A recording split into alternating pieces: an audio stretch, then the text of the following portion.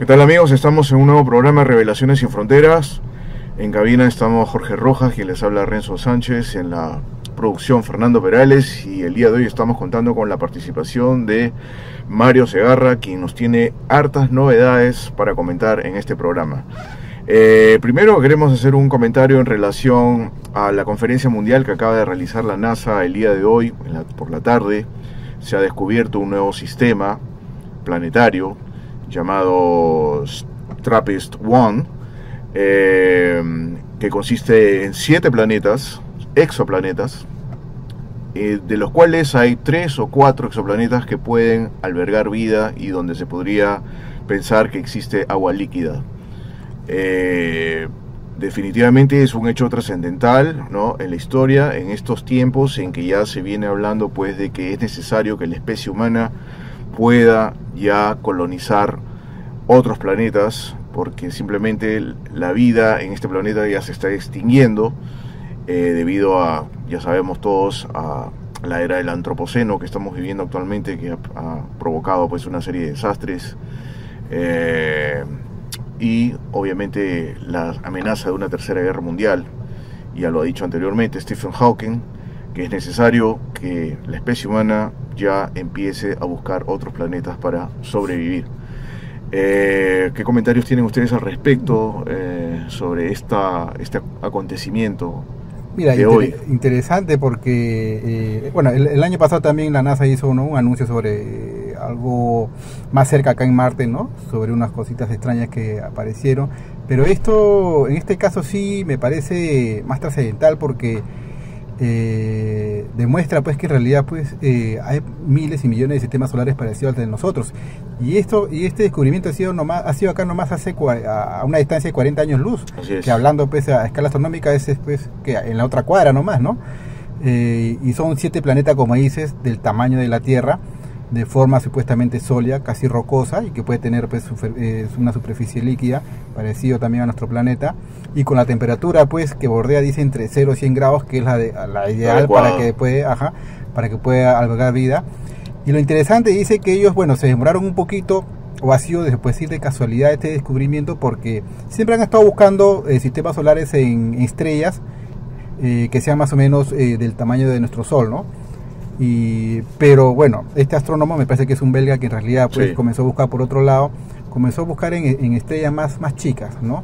Como dice, más enanas, y es ahí en una estrella enana, porque este sistema solar, que tiene un Sol que más o menos es el 10% del tamaño de nuestro Sol, ¿no? Se ha encontrado este sistema solar, ¿no? Y una estrella, mira, y una estrella enana, se puede decir inclusive ligeramente roja, es una estrella pues mucho más antigua que nuestro Sol, ¿no? O sea, si es que hay vida en ese sistema solar, uno puede deducir pues que puede haber una vida mucho más desarrollada, o ha aparecido muchos millones antes, ¿no?, que acá en la Tierra.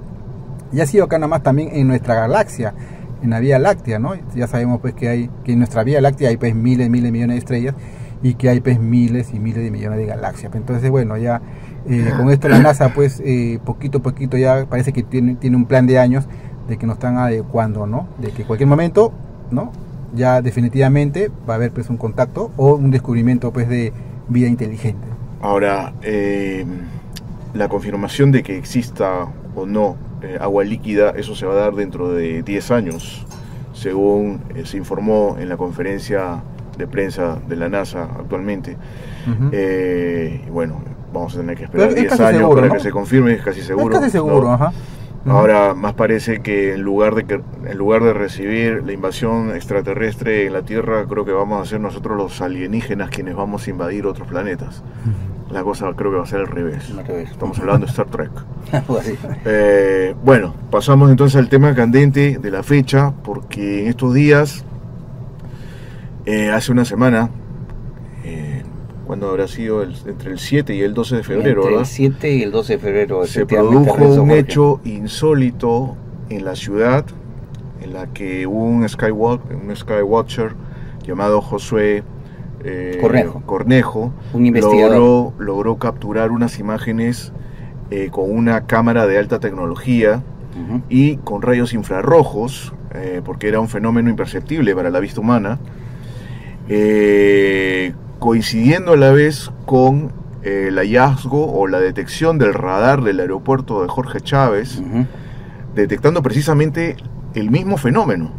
Así es. Esto produjo pues que se cierre el aeropuerto Jorge Chávez por varias horas. ¿no? Por varias horas, lo cual es un hecho insólito en nuestro país y supongo que también en Latinoamérica, porque nunca se ha producido un hecho como este, y más aún contando ahora con pruebas, porque hay videos, y agárrense todos, porque hay informes de la Corpac que el señor Segarra, que está en estos momentos sentado aquí con nosotros, acaba de conseguir, y es una manera, pues, una prueba oficial de que tal fenómeno sucedió. Así es, así es. Mario, los micrófonos son tuyos. Gracias. Cuéntanos todo. Gracias Renzo, gracias Jorge, gracias por esta introducción tan interesante. Yo quería venir justamente porque este es el programa donde justamente dimos el batacazo sobre el tema de la desclasificación, sobre el robo de los documentos de la Fuerza Aérea por parte de un ciudadano extranjero, el expoliador oficial, el mexicano Johanan Díaz, y sobre todo la complicidad de asociaciones, de grupos de contacto y grupos de supuestos de investigación del Estado, en este caso hablo de la DIFA, de complicidad con este señor para llevarse todos esos documentos. A pesar de esas cosas, de esas incidencias tan negativas, nosotros hemos seguido trabajando. Ustedes saben un poco, ya que me conocen algunos años, de la constancia que tengo yo, ¿no? A mí no me interesa que mucha gente me diga que estoy mal, que soy un filtrador de documentos o que estoy yendo como el cangrejo para atrás. Yo quiero resaltar, antes de revelar todos estos documentos históricos, porque es la primera vez que los muestro en una radio, con televisión de internet, en este caso en Revelaciones Sin Fronteras. Esto va a trascender definitivamente mundialmente, ¿no? Miren, yo quiero decirles una cosa. Quiero rendir un homenaje a la actividad cotidiana, nocturna, de investigación individual del joven investigador. Yo creo que más que una promesa ya es una realidad, Josué Cornejo. Este joven ha puesto una pica en Flandes de cómo debe ser la investigación independiente. Todas las noches, como los astrónomos de la antigüedad, de la Edad Media, ¿no? de la edad, digamos, medieval, que en secreto vigilaban los cielos, ¿no? Desde su torreta, desde la ventana o de la azotea de su casa, él filmaba con una cámara especial de visión infrarroja, que es una cámara bastante técnica, tecnológicamente es una cámara cara, no es una cámara oriunda de Perú, la han traído definitivamente del extranjero para poder trabajar con ella, y él ya había detectado meses atrás, tiempo atrás, más de quizás 10 meses atrás, objetos extraños, pero acá se mezclaron varias cosas. En el momento en que, bueno, ya lo conozco a él hace un buen tiempo, más de 3 años, él sabía que él formaba parte de otros grupos de investigación. Ahora ya él, prácticamente con esta investigación que hemos hecho conjuntamente, nos dimos con la sorpresa que el 12 de febrero él filma una serie de escuadrilla de 12 objetos, pero que lo detectó con la cámara infrarroja de su aparato de visualización, su filmadora. Que es una cámara que detecta calor, ¿no? Exacto, detecta el calor de los objetos. O sea, si uno hubiera querido filmar esta escuadrilla a simple vista, no hubiera prácticamente filmado más que el cielo nocturno, o sea, nada absolutamente. Y esto ocurrió el 12 de febrero, más o menos a golpe de las 7:35 a 7:40 y tantos de la noche. Lo increíble del caso es que semanas después, o sea, unos días después de esa observación, esto ha sido la semana pasada, fuentes confidenciales, probablemente del Estado, ¿no?, pusieron en nuestras manos, tanto en las de Josué como en las mías, estos documentos, 2 documentos de la torre de control del aeropuerto Jorge Chávez, y que quiero enseñar en calidad de primicia. El primer caso, que puedo enseñar así a la cámara, es el documento de Corpac oficial, ojo, oficial, no es un documento, digamos, fraguado, no es un documento, es el documento firme, tal y como se escriben digamos, la secuencia de avistamientos o el trabajo del radar día a día. Y esto dice, lo voy a leer, Corpac, su nuevo logo, antes tenía un logo en blanco y negro, ahora es a color, Corpac, Corporación Peruana de Aeropuertos y Aviación Comercial, Cielos Peruanos en Buenas Manos, Gerencia de Aeronavegación, Departamento de Control de Tránsito Aéreo, Aeropuerto Internacional Jorge Chávez de Lima, Perú, que está cerca de acá. Informe de la ocurrencia, o sea, del suceso, datos, hora 7:38 p.m., 7:38 de la noche, fecha 12 de febrero de 2017. Registro de ocurrencia, se registró información de tráfico desconocido. Posición al este de Lima, a 100 grados de latitud. Número de ecos no identificados, 12 ecos no identificados del radar, que justamente son los 12 ecos del fotograma. Acá hay un fotograma del video nocturno, del video de infrarrojo nocturno de Josué Cornejo, a esa misma hora. Ahí está, lo pueden ver, los 12 objetos. Es una secuencia del fotograma que ya fue colocada en YouTube, lo puede ver todo el público. Y estos 12 objetos, perdón Renzo, perdón Jorge, fueron identificados por el radar de la torre de control del aeropuerto Jorge. Trayectoria del objetivo o de los objetivos de oeste a este, y acá agárrense todos, rumbo hacia Santiago de Surco, Lima, Perú, justamente donde reside y donde vive el señor Josué Cornejo. Sigo leyendo. Informe, página número 2, oficial.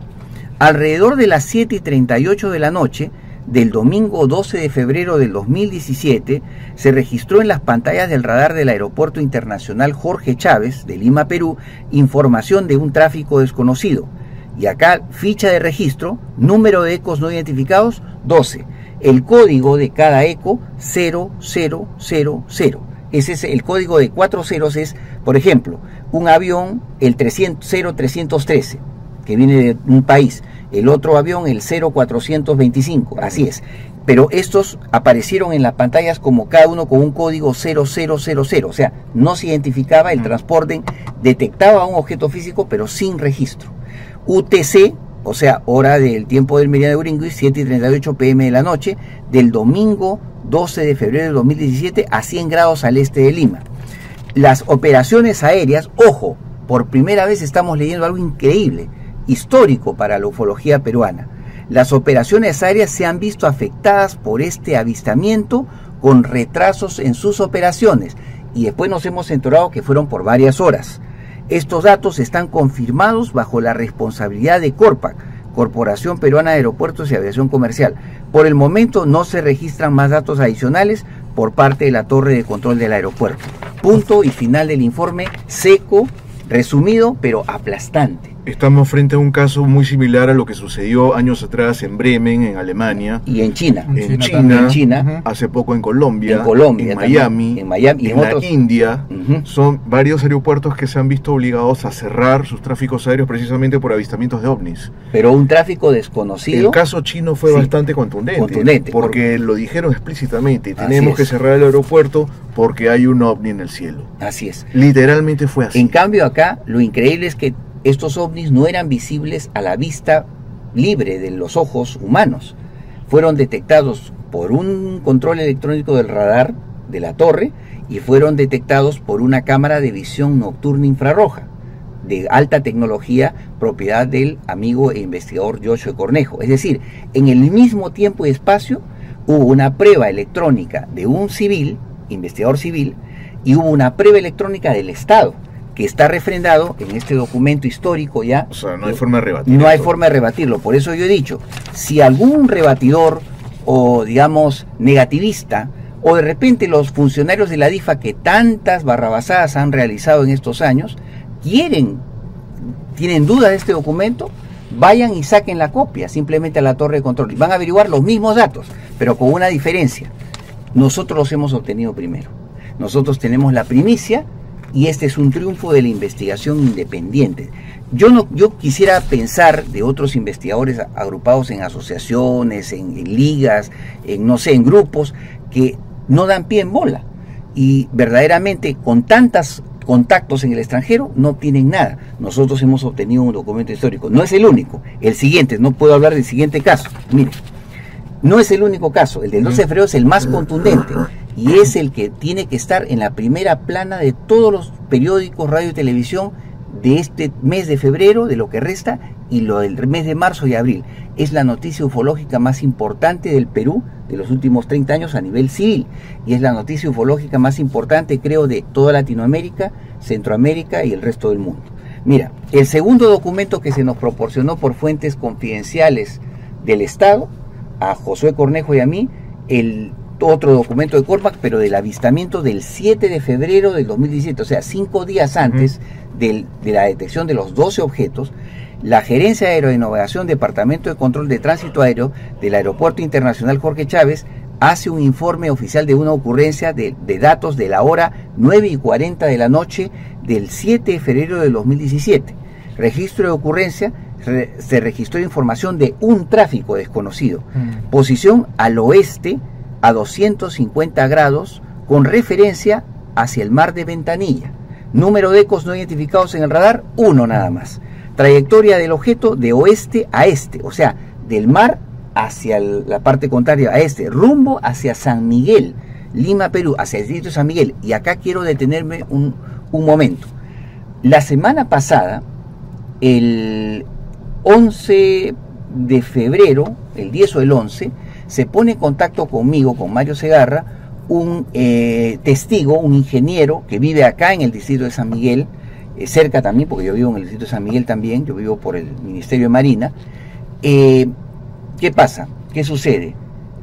Este señor se comunica conmigo, sabe de mi trayectoria por Facebook, y me comunica que el 7 de febrero, él, estando en el techo de su casa, vio pasar, y se detuvo casi a la altura de la vertical del techo de su casa, un objeto cilíndrico luminoso, que él lo pudo ver por varios segundos, casi digamos 40, 45 segundos. Él tenía a la mano su celular, que no era un celular demasiado tecnológico, intentó grabarlo y fotografiarlo. Él me asegura que lo grabó unos 40 segundos o 50 segundos y le tomó 3 fotografías. Cuando el objeto se aleja hacia el este, él simplemente regresa a su habitación, a su sala, e intenta visualizar lo que grabó. Y él me dijo, lamentablemente, el celular no había ni captado la filmación, ni tampoco había logrado las fotografías. Y se sintió bastante descorazonado, pero cuando yo le comenté que había una prueba de su avistamiento, se sorprendió y se alegró. Y esto es lo que acá queremos narrar. El informe dice: alrededor de las 9:40 de la noche del martes 7 de febrero del 2017, se registró en las pantallas del radar del Aeropuerto Internacional Jorge Chávez información de un tráfico no desconocido. Ficha de registro con número de eco no identificado 0000, ¿no? La identificación de un código en el radar, en la pantalla del radar no identificado. No se anuncia, no se sabe qué es, pero está registrado el radar como un objeto sólido que está volando por los tránsitos aéreos. UTC 9:40 de la noche del martes 7 de febrero del 2017 a 250 grados al oeste de Lima. Las operaciones aéreas no se han visto afectadas por este avistamiento. Estos datos están confirmados bajo la responsabilidad de Corpac, Corporación Peruana de Aeropuertos y Aviación Comercial, y por el momento no se registran más datos adicionales por parte de la Torre de Control de Aeropuerto. O sea, tenemos 2 documentos, uno del 7, de un objeto visto por un testigo y detectado por la Torre de Control del Aeropuerto Jorge Chávez, y el otro, el más contundente, Renzo Jorge, que es, creo que, el histórico, porque es 12 objetos detectados por la pantalla del radar el 12 de febrero del 2017, ahorita nomás, hace una semana, ¿no? Y semana y media, y que paralizaron por varias horas las operaciones aéreas en el aeropuerto internacional oficial de la capital de Lima, Perú. ¿Qué les parece? Hay un fragmento de video grabado por Josué Cornejo, sí, lo vamos a pasar en estos segundos. Que lo van a ver, se ve exactamente durante un poco más de 10 segundos esta flotilla, que, ojo, para mi entender, se parece bastante a lo que se vio en la zona de Lubbock, en Texas, en 1965 o 66, si no me equivoco, y fue estudiado este avistamiento por el proyecto Libro Azul, con la diferencia de que ese avistamiento fue filmado y fotografiado por científicos de alto renombre de una universidad de la zona de Texas. O sea que es un caso muy interesante y quisiera que lo vean también ese video, lo busquen en el YouTube y hagan la comparación con este video. Es bastante similar Yo creo que un hecho como este pues ya definitivamente tiene que empujarse a que el gobierno de una vez por todas desclasifique los archivos. ¿Cómo va tu trabajo en relación a la desclasificación de los archivos en este nuevo gobierno? Con este tema de los 2 documentos de Corpa que se nos proporcionó a Joshua y a mí, a mi persona, mira, hay gente que yo les dije en la antesala de la entrevista de que probablemente iba a haber negativistas, hipercríticos, racionalistas que nos iban a decir que ante esto nosotros somos unos filtradores de documentos, ¿no? Ya se nos ha dicho antes que, bueno, es honor que nos hace, porque frente a eso, a una actitud de supuesta filtración, otros son encubridores, negativistas y mutiladores de la verdad, ¿no es cierto? Y probablemente cómplices con los servicios de inteligencia norteamericanos y de otros países. Yo les voy a decir una cosa, estos 2 documentos están respaldados legalmente por mi persona. ¿Por qué? Porque aquí les presento, también en calidad primicia, un cargo del más antiguo, es el 3 de marzo del 2014. Este documento es muy aplastante con respecto a este tema de los documentos obtenidos 3 años después, porque es una carta que me dirige un señor Jorge Luis Herboso Pérez Acosta, secretario general del Ministerio de Transporte y Comunicación de la época de Ollantumala, 2014, todavía era presidente de Ollantumala.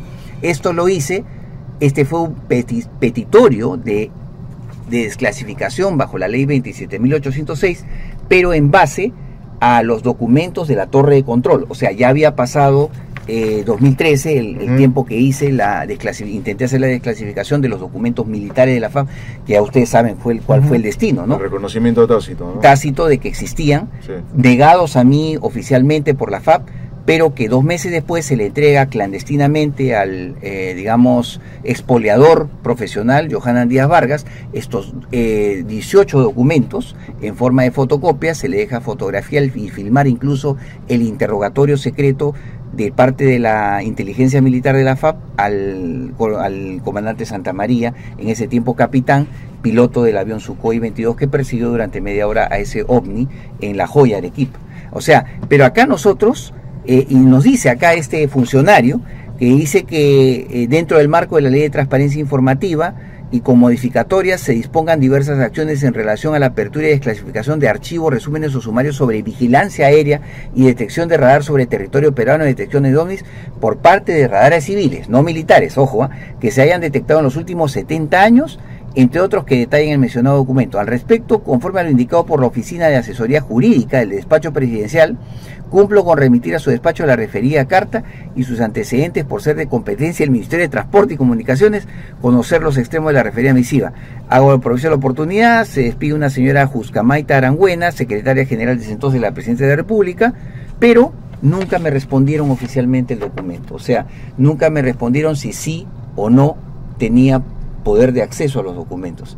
Pero este precedente legal me da todo el pie para decir que estos documentos tranquilamente pueden ser la respuesta de esa desclasificación. Claro. O sea, son legalmente buenos y son válidos.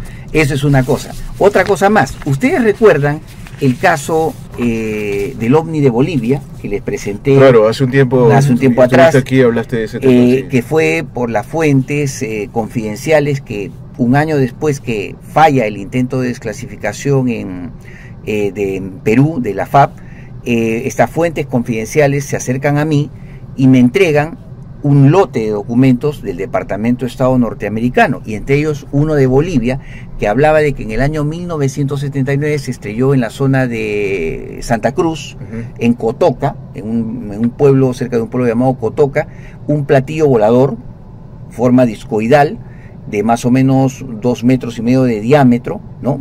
Regularmente, un objeto de tamaño regular, aluminizado, y que este objeto tenía como título Moon Dust, o sea, el código secreto polvo lunar, que significa un objeto que cae en un país que no es Estados Unidos, pero que no es Moon Dust, se refiere a que no es ni satélite, ni siquiera americano, ni de otros países. Moon Dust tiene que ser una clave de alta compartimentación, o sea, quiere decir que apenas la embajada americana en ese país de La Paz, en Bolivia, sabía de ese suceso, tenía que compartimentar, es decir, sellar la información alrededor de eso. Bueno, nosotros descubrimos ese documento para el público, lo presentamos hasta ustedes. Eso fue durante la época de la Junta Militar Boliviana, creo, del gobierno de Hugo Banzer. 1979. 79. Estaba también asociada a la CIA, metida en este tema, porque se dice pues que este objeto fue recogido por los científicos y militares de la Fuerza Aérea Boliviana o del Ejército Boliviano.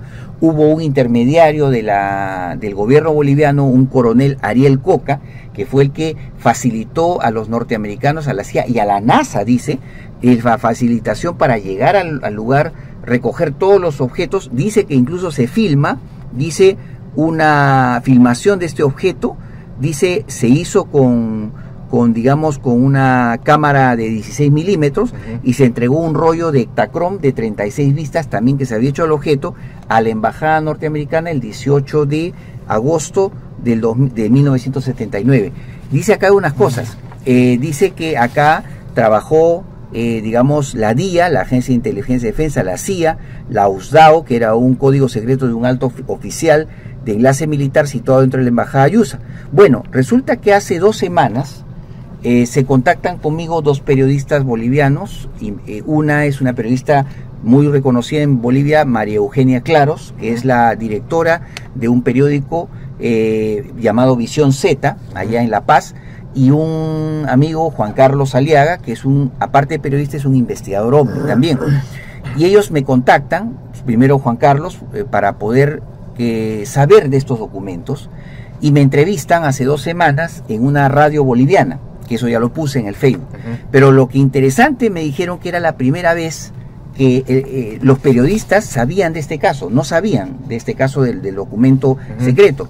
Y el día de hoy presento en calidad de primicia, en PDF, el documento del diario Visión Z, que ha sido ayer, ha salido, o sea, calientito, ayer salió, febrero 22, ¿no? O febrero 22, hoy estamos 22. Hoy día ha salido en La Paz y en todo Bolivia, este documento donde por primera vez los amigos y hermanos bolivianos se enteran de esta documentación secreta de que se estrelló algo en Bolivia. Y ellos me han dicho algo más. Me agradecieron por esto, me han sacado una foto donde salgo yo con justamente el documento 007 y me han dicho, señor Mario, usted ha hecho una cosa histórica para el gobierno y el pueblo boliviano, y estése seguro que le vamos a dar toda la difusión posible e incluso vamos a hacer llegar copia de esta documentación al presidente Evo Morales para que de repente pueda ordenar una desclasificación aún mayor al nivel del gobierno boliviano. ¿Qué les parece esta otra primicia, mis estimados amigos Renzo y Jorge? Bueno, algo que se confirma que, como tú dijiste, lo hablamos hace como un año, creo. Un año atrás, sí. ¿no? Sí. Bueno, ahora ya es oficial también. Pero en ese año también, claro, me acuerdo que te pregunté, ¿no? Sí. Si en esa época habían gobiernos militares, inclusive con, se puede decir, corriente socialista, hasta comunista, que obviamente está en contraparte con los Estados Unidos, pero siempre había ese, ¿cómo te podría decir? O sea, todo objeto, todo ovni que caía de repente a cualquier país de acá, obligadamente pues Estados Unidos siempre tiene una predominancia. Exacto, ¿no? Exacto. Yo creo que la predominancia de los servicios secretos se da porque hay muchos intereses creados, ¿no? Hay maneras de estrangular a un país por intereses económicos, por intereses particulares, ¿no? Por negocios, ¿no? Yo creo que acá corre mucho dinero alrededor del tema de la cuestión de inteligencia y la información. Me lo dijo también, yo les comenté lo que dijo Jaime Rodríguez, el investigador ecuatoriano, que le dieron, creo, 22 o 44 documentos, Rafael Correa desclasificó, pero dice que hay mucho más. Él dice de que alrededor del tema de la desclasificación de documentos OVNI en Sudamérica hay todo un expolio crónico de documentos. Han habido militares que durante muchos años, él lo habla en Ecuador, que han sido generales de la Fuerza Aérea Ecuatoriana, que han sido en realidad agentes informantes de la CIA. Y justamente dice, cuando piden la primera desclasificación el presidente Correa, el comandante general de la Fuerza Aérea Ecuatoriana se niega en un principio diciendo que no iba a hacerlo porque se descubre él mismo como que era un agente informante de la CIA, lo cual Rafael Correa no toleró y pidió su dimisión inmediata. Entonces, si esos niveles de, digamos, vamos a decir, de y infiltración tiene los servicios secretos a nivel de militares, yo creo que también lo hace a nivel industrial, a nivel comercial, a nivel político, a nivel económico, a nivel cultural, y eso se evidencia en que, por ejemplo, en lo que nos pasa a nosotros, con este tipo de descubrimientos que hacemos y que son fácticos, que prueban la realidad del tema OVNI. O sea, con estos documentos probamos que el tema OVNI, pero es una realidad física, es una realidad estudiada por el gobierno, por los altos mandos del gobierno, tanto civiles como militares y políticos, y también científicos. Entonces, y los documentos, por ejemplo, en el caso de Bolivia, demuestra esa conjugación de inteligencia militar de un país con la inteligencia militar de otro país, la NASA, la CIA, la Agencia de Inteligencia y Defensa, el Departamento de Estado... Estamos hablando de 1979, para ese entonces ya estaba impuesto el Plan Cóndor. Cóndor, claro. Todo rendía cuentas a Washington. Claro, entonces todo es parte de, digamos, creo que departamentos que tienen una ligazón compartimentada, pero que tienen una relación. O sea, y nosotros en realidad, ¿por qué estos descubrimientos que nosotros hacemos, que Mario Segarra y Ocho Cornejo ahora hacemos al Perú, con esto elevamos un poco más el nivel de la ufología peruana, Renzo Jorge, tan venida menos últimamente, lamentablemente, por posturas que creo que más ridículas, que creo que han mermado en la vergüenza internacional para nosotros, los verdaderos ufólogos independientes, que creo que muchos de los grupos de investigación, o los pocos grupos de investigación que hay, e incluso los grupos de contactados, yo me puedo ya a este nivel, a estos momentos, a esa altura del partido, yo creo afirmar de que hay una infiltración, una contaminación de estos grupos por parte de servicios de inteligencia foráneos. No tengo las pruebas, pero los indicios apuntan. También incluso a nivel de lo que es media televisiva, radial y periodística. Ustedes, por ejemplo, son el único medio independiente donde estamos mostrando a placer, en detalle, todas estas novedades de documentos que prueban la realidad física del tema OVNI. Y es gracioso que periodistas bolivianos nos elogien y nos den prácticamente 2 páginas importantes de su periódico, y nos dicen que esto va a llegar incluso hasta la Casa de Gobierno boliviana. Bueno, mando un saludo al presidente Evo Morales, y que ojalá redunde en una apertura desclasificatoria para el pueblo y gobierno boliviano. Yo creo que sí lo van a hacer, porque, bueno, en estos momentos Bolivia ha expulsado a su embajada estadounidense. O sea, me parece excelente, excelente. Y bueno, no tiene por qué rendirle cuentas tampoco a Washington. Están completamente independientes. Claro, entonces es muy diferente de lo que es más probable que ellos puedan desclasificar todos sus archivos. Y es muy diferente del tipo de periodismo y periodistas, lamentablemente, que tenemos en el Perú, que son una vergüenza nacional, donde prácticamente les dictan todo por el audífono, ¿no? Claro. En las últimas elecciones o en las preselecciones presidenciales hemos visto los debates donde periodistas, donde prácticamente apenas decían algo contra la inversión minera o inversión petrolera, saltaban hasta el techo. Periodistas que son más que nada de farándula, saltaban hasta el techo por la cuestión minera, Conga, Buenaventura y todas esas tonteras de compañías, ¿no? Yo creo que uno tiene que ir donde lo apoye. Yo agradezco al pueblo y a los periodistas bolivianos por haberse fijado en este investigador. Y tengo otra primicia. ¿Ustedes se acuerdan del caso de Huancayo? También les presenté por esa época, del año 67, que un objeto se estrelló en las inmediaciones de una ladera de un cerro en Cayayuc. Huancayo, perdón. En Cayayuc fue en Cajamarca. En Huancayo fue en un cerro también.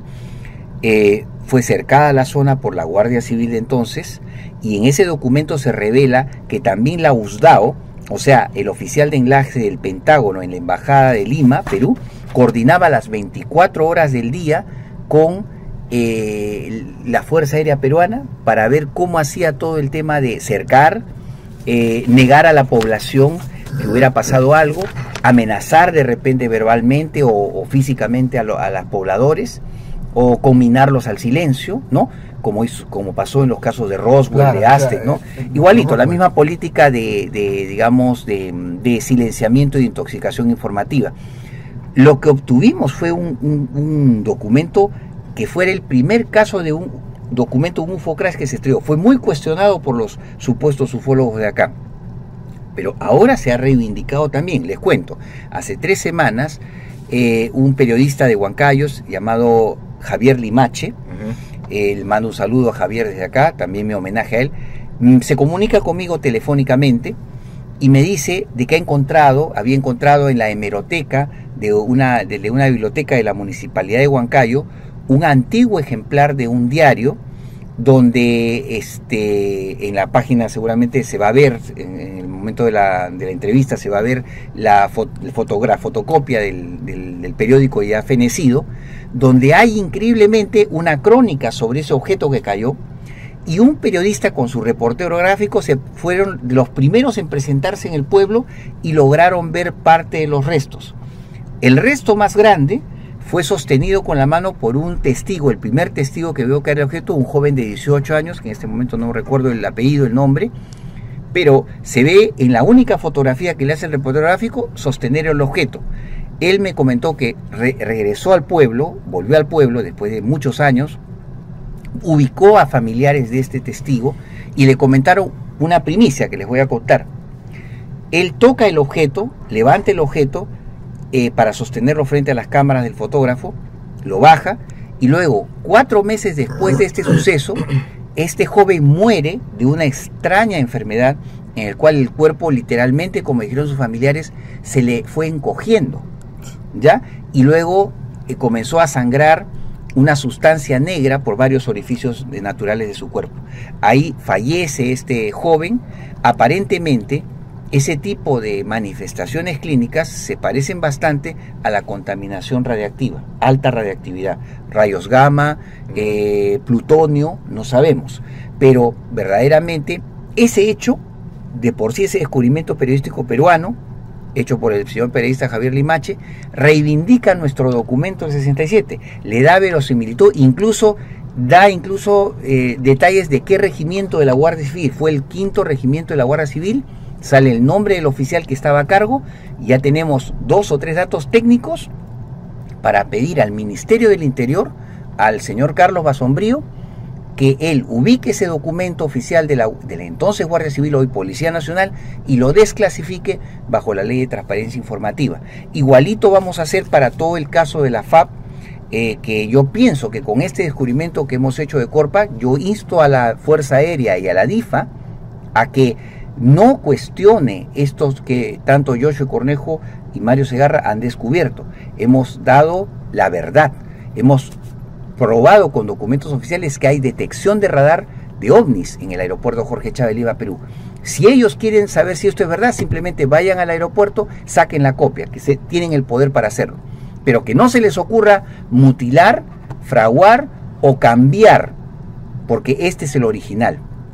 Si ustedes aparecen con otros datos, ya sabemos quién dice la verdad y quién no dice la no verdad, ¿no es cierto? O sea, ya ellos están advertidos, incluso los negativistas, los racionalistas, vayan y saquen su copia del radar. No hay ni una forma de que se pueda refutar a un radarista. Ellos no se puede. Siempre en constante, están viendo la evidencia constantemente. Exacto. ¿No? Incluso alguna vez lo entrevistaron en un programa de radio a un radarista, ¿no? Wilber Ruiz, si no me equivoco. Wilber Ruiz. Y él explicó sobre varios hechos que ocurrieron en el aeropuerto Jorge Chávez, como por ejemplo que apareciera una nave y se instalara precisamente en la zona en la que los aviones pues siempre se estacionan. Claro, en la rampa del aeropuerto. Y eso no fue público. Simplemente eso fue una anécdota propia de su trabajo, que normalmente siempre está constantemente viendo este tipo de fenómenos. Pero que seguramente está registrada en el archivo general de Corpa, ahí debe estar. Ahí debe estar. Y entonces, y ahí debe estar también en el archivo general de Corpa el caso del meteorologista Alberto Spravinelli, claro, que el año 69 es sacado prácticamente de la torre de meteorología que estaba al final de la pista. Me dicen que todavía continúa ese edificio y que desapareció 3 horas. Fue encontrado en unos maizales, en las zonas que había maizales, ahora ya esto es urbanizado. Parte del maizal había sido aplastado y quemado con una forma de un triángulo equilátero de color negro. Dice que este señor fue una especie de contactado, fue investigado por varias agencias, dice que vino la NASA, ¿no? Vino la NASA, vino la CIA. Dice que eso salió en la prensa, curiosamente, salió en la prensa, salió en el comercio de esos años. Increíblemente no se le despidió al señor, se le dejó seguir trabajando hasta su jubilación a épocas de los años, principios de los años 90. al señor, yo sé que actualmente vive en la zona de Carmen de la Legua Reynoso, donde viven la mayoría de los exfuncionarios de Corpac y también en San Miguel. Entonces, en algún momento vamos a tratar de ubicarlo para poder hacer una entrevista y que nos diga qué fue lo que pasó, ¿no es cierto? Claro. Él fue el mismo también, creo, o sea, si no me equivoco, cuando el año pasado, hace año y medio, sí, este ovni de Miraflores, que apareció pues en un programa, ¿no? Creo que entrevistaron a este señor Ruiz para dar su, ¿no? Pues lleva su opinión. Sí. Y él fue el que en realidad dijo pues el tamaño de este ovni. Sí, sí. Que él calculaba que era, bueno, no sé si 400 metros, ¿no? Ya. Era un ovni grande. Sí, claro, por su experiencia él, ¿no? Claro. Por su experiencia que él tiene de años. Claro. Y claro. fue cuestionado. Sí, fue cuestionado por la Fuerza Aérea y por investigadores que están agrupados en una asociación. Y me dio bastante, incluso esto, Fernando Tábara, que es un amigo mío de MUFON Perú, también refutó a los señores de la FAP. Pero curiosamente, estos señores se empecinaron incluso lanzaron meses, cuando comenzó la investigación, un video donde se ve pues a ciertos personajes construyendo una cometa. Entonces ya se veía una predisposición en esta gente. Esta gente lo que hizo fue intoxicar la información, porque primero, tengo yo información de que hubo un análisis al video de casi 2 horas, del primer video, sí, y donde dice que se le hace una especie de tratamiento de la luz y que el objeto irradia energía lumínica, cosa que no hace un cometa, o una cometa simple. Claro. Y que después dicen que después de la investigación, casi 6 meses después, recién aparece un testigo, un ciclista, que era el que dice que con su bicicleta estaba manejando, volando la cometa, o sea, en movimiento. Pero hay otro caso más. El supuesto testigo fiable, que aparece 4 meses después, tomando desde la costanera, dice una fotografía, ¿ya?, de la supuesta cometa que estaba siendo volada en un centro de entretenimiento que estaba en la Costa Verde, ¿ya? Dice que había filmado también un video de 10 minutos o 12 minutos, pero que lo borró. Que lo borró porque le pareció conveniente borrarlo.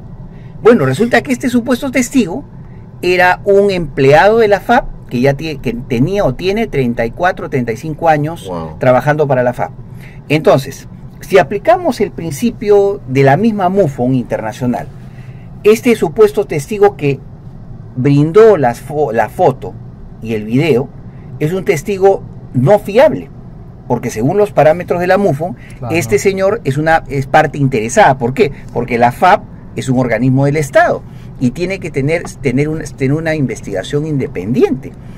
Y no verdaderamente, y solo juez y parte. Nosotros cuestionamos al testigo y también cuestionamos el supuesto análisis de recreación del video de uno de los miembros de la DIFA, que hizo la prueba a las prácticamente entre 5 y 6 de la tarde, cuando lo normal hubiera sido que fuera entre las 12 de la tarde, de 12 del día y la 1 de la tarde, que es la hora ideal exacta del avistamiento.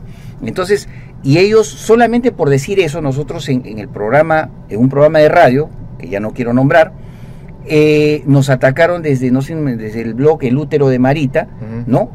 Creo, sí, que El Útero de Marita, donde sale un señor que disque periodista, donde parece que se parcializa con el señor de la DIFA y insulta al señor Choi, me insulta a mí, pero no tiene la honestidad periodística cuando hacer comentarios adjetivos calificativos, y como periodista no da la talla al haberme llamado por teléfono para pedir una réplica, que es lo natural. Ahora parece que estos pseudo periodistas lo único que hacen es atacar, insultar, y dicen que nosotros no tenemos derecho a tener réplica. Entonces a mí me parece eso lo más antidemocrático en el periodismo de investigación. Pero como le digo, el tema sigue abierto, ¿eh? Ojo, algún día va a aparecer otro video de ese objeto. Sé que existen varios videos. Y ojo, los servicios de inteligencia norteamericanos tuvieron que ver en la intoxicación de este caso. Y eso sí se los puedo asegurar. Se parece mucho pues a lo que sucedió en Roswell, ¿no? Al principio, claro, los medios, digamos, informaban los hechos como tal, como habían sucedido, incluso con testigos. Así es. Y luego se empieza la campaña de desinformación. Yo les quería contar un dato. Sobre el globo, las pruebas con el globo y toda esta cosa. No sé si ustedes se acuerdan de un caso del año 72, en la plena época de Velasco. Un señor Augusto Arranda toma en Yungay unas 4 fotos de ovnis, de 2 ovnis, bien plateados, bien aluminizados, con una cámara Kodak, pero no tenía cómo revelarla ahí en Huaraz, así que manda a un amigo, un representante, un amigo, una amistad seguramente, a Lima, y la hace, digamos, revelar en la Kodak de Lima, que en ese tiempo quedaba en La Colmena con, si no me equivoco, con Quilca.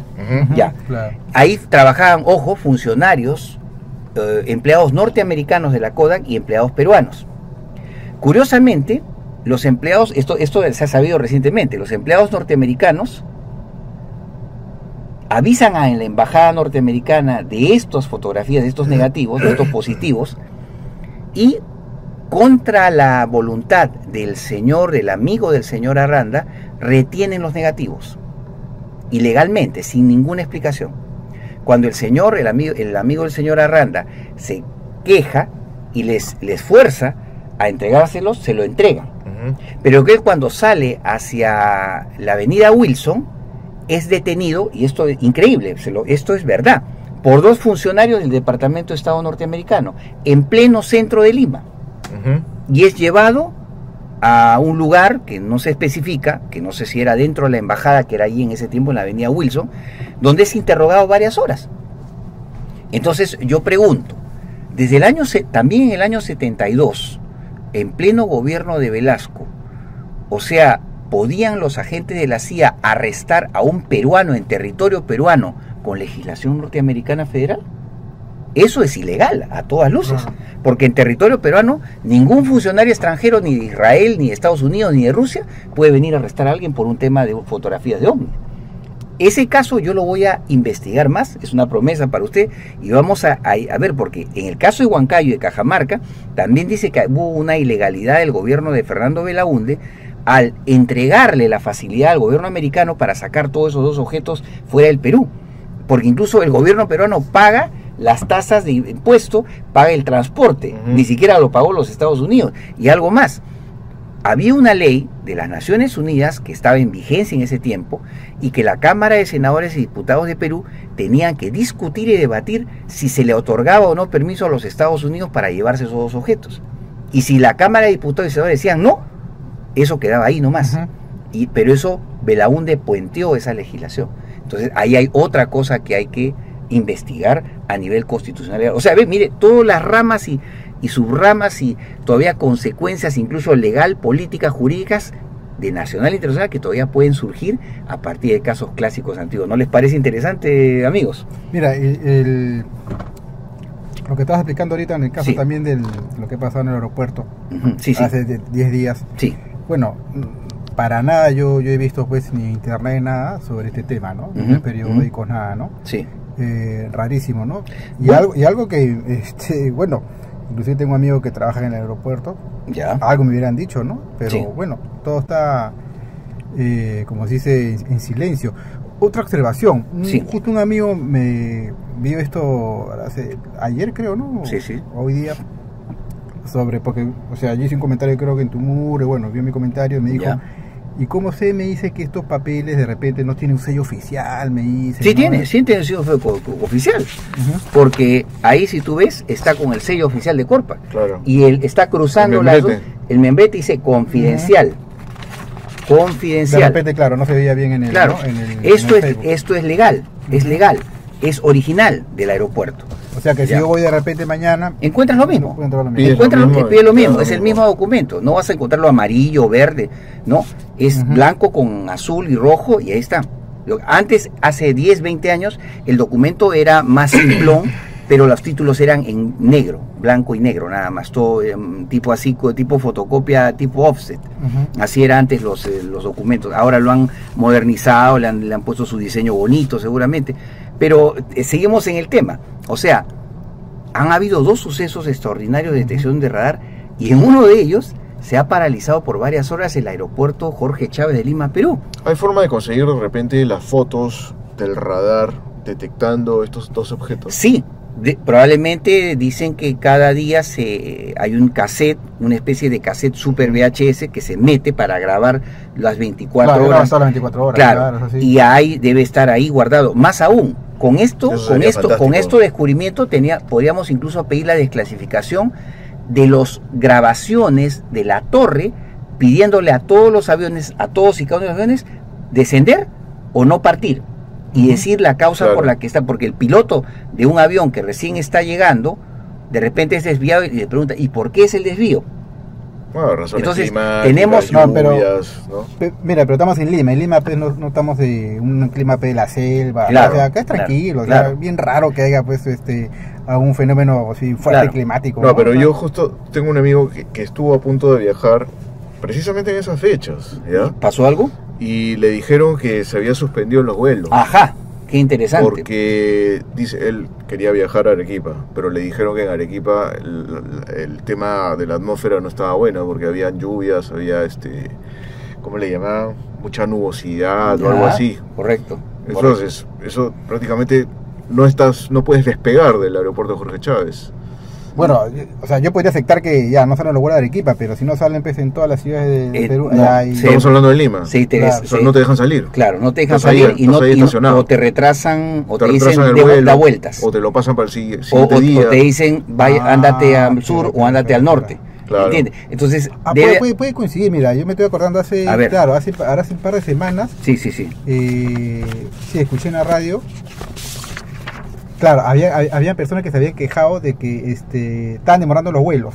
Ajá. Lo estoy hablando hace 2 semanas, 10 días, más o menos. Ya, pues coincide. Más o menos coincide, ¿no? Podría ser. Ajá, por eso es lo que hace. Por eso le digo, para corroborar eso, ya está corroborado, pero ahora tenemos incluso la opción de pedir desclasificar esas grabaciones y también la grabación del radar. Entonces, y se puede hacer, así como se hizo en el video de Joshua Cornejo, fotogramas del radar y ver cómo ha sido la trayectoria de los objetos, así, paso a paso por los cuadrantes del radar. Se puede, porque eso se hizo en Washington en 1952, en todos los casos de detección de radar. Se puede, o sea, corroborar en la pantalla del radar, se detiene la imagen y se saca un fotograma del video. Se puede, y se puede fotocopiar en diferentes colores para poderlo visualizar mejor la escuadrilla, ¿no? Pero es real, o sea, hemos obtenido un documento histórico que continúa la desclasificación por Renzo y Jorge, o sea, pero ojo, quiero reivindicar la desclasificación hecha por investigadores independientes, como el que habla y como Josué Cornejo, y jóvenes y jovencitas que escuchan estos programas que ya no brindan ya ningún tipo de guía. Yo les pido, rompan con ellos, vuélvanse independientes, y a los grupos de investigación que se reorienten, o que se renueven, o que simplemente se reconstruyen a sí mismos.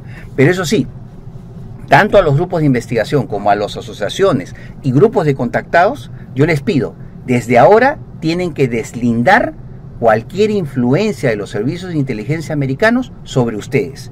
Ese es su deber moral y ético, porque si no deslindan de esa influencia de los servicios de inteligencia, entonces mucha gente va a pensar, como ya está pensando ahorita, de que sí hay una influencia y por eso ustedes no se mueven como deben moverse. Igualmente a los periódicos, yo insto a los periódicos a que no dejen pasar una noticia como esta. Si ya el gobierno del pueblo boliviano nos está dando su respaldarazo con el tema del UFOCRASH de Bolivia, yo creo que los medios de comunicación, digamos multinacionales, yo creo que deberían darle un realce a esto, ¿no? Entonces, mira, yo creo que hemos dado otro paso de gigante en este tema, pero siempre con la nuestra. O sea, nosotros no nos apoya ninguna ONG, no nos apoya ninguna multinacional, no nos apoya ningún banco, ni siquiera como una vez le dije a un amigo, ni siquiera una fábrica de Pulitón. O sea, solamente nuestro propio peculio, nuestro propio dinero, nuestros propios ingresos mensuales.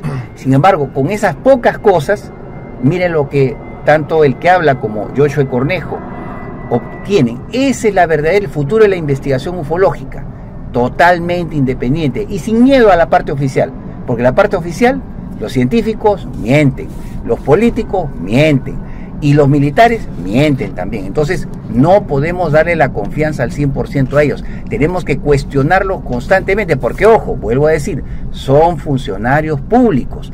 Y los funcionarios públicos se deben a nosotros, no nosotros a ellos. Nosotros con nuestros impuestos les pagamos todo, desde el zapato hasta el calzoncillo, hasta todo lo que fuma.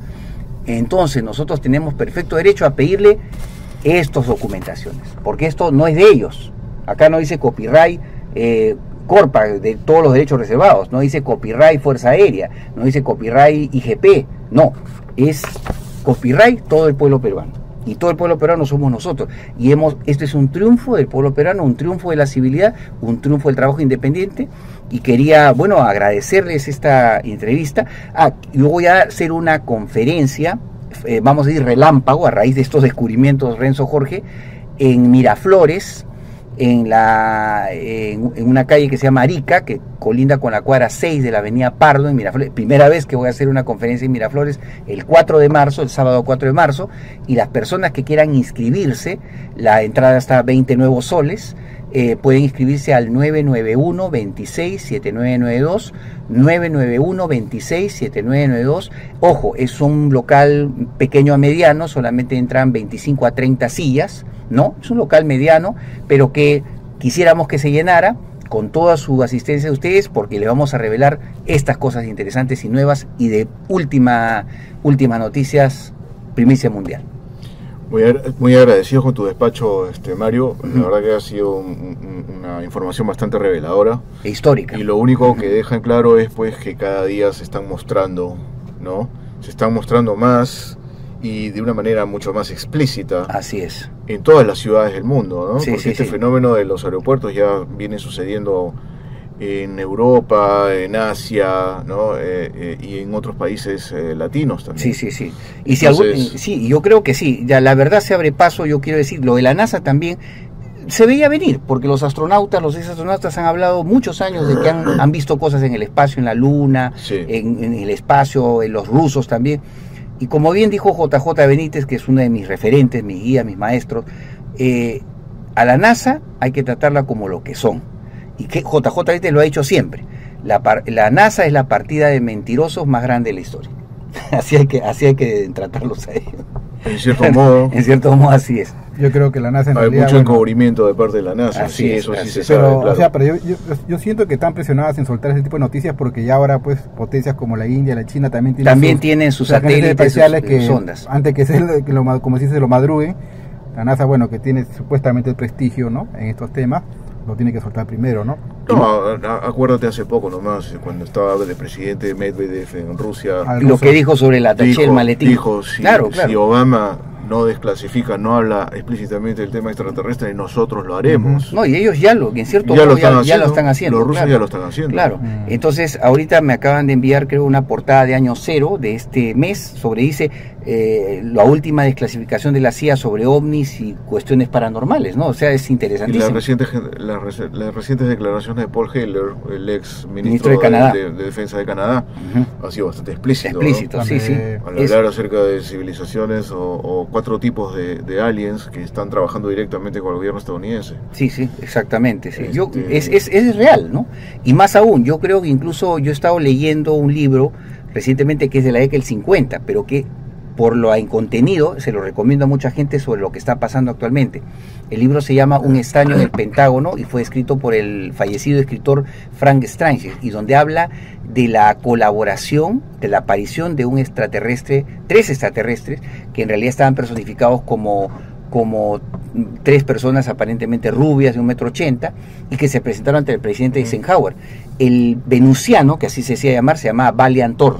Sí. Es un caso interesante. Tenía 6 dedos en las manos. 6 dedos, y que yo creo que debemos recrear este caso para la actualidad. Podríamos en un futuro programa hablar sobre estos casos de Valiant Thor y otros contactados muy famosos, ¿no? Nos quedan muy pocos segundos. No, y una cosita, antes que de repente sería bueno de repente, si que tienes el contacto, conversar con este señor que fue jefe después de la torre, ¿no?, de control del aeropuerto.